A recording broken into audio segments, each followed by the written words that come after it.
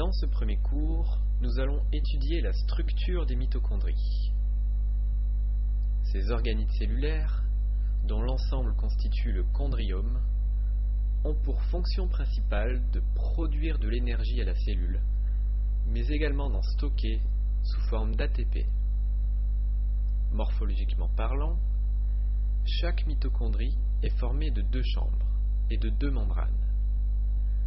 La chambre externe, également appelée espace intermembranaire, possède des enzymes de type kinase qui catalysent la phosphorylation de diverses molécules. La chambre interne, appelée espace matriciel ou matrice, contient un fluide dense d'ADN, ARN, ADP, ATP et ribosomes, mais également d'autres protéines dont une centaine d'enzymes et coenzymes d'oxydation ou intervenant dans les phénomènes de réplication, de transcription, de traduction du matériel génétique, mais aussi des ions tels que le magnésium et le calcium.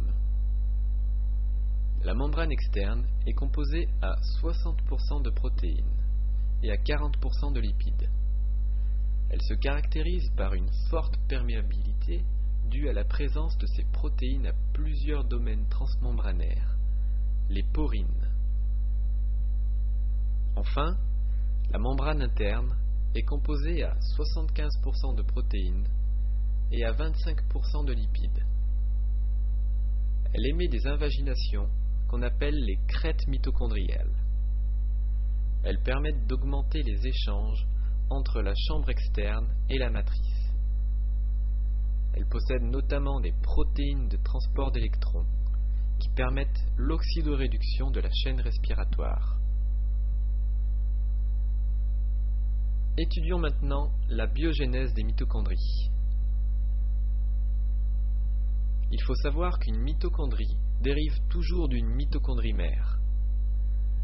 Elle peut se diviser toutes les 2 heures in vitro de deux manières différentes.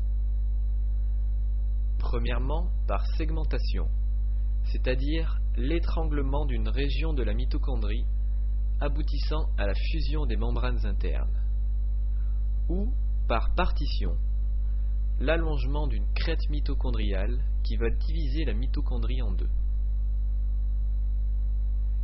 L'ADN mitochondrial est formé de 2 brins circulaires d'environ 17 kilobases, sans intron, à séquence non codante très courte.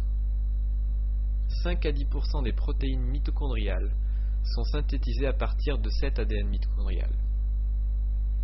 Au niveau de l'importation des protéines mitochondriales, il est important de noter que la plus grande partie de ces protéines est synthétisée dans le cytoplasme. Elles doivent ensuite traverser les 2 membranes pour entrer dans la matrice, puis, éventuellement, retourner dans la chambre externe. Dans la deuxième partie de ce cours, nous étudierons plus en détail les fonctions et activités des mitochondries, telles que la synthèse d'ATP, les oxydations, la chaîne respiratoire et l'ATP synthétase.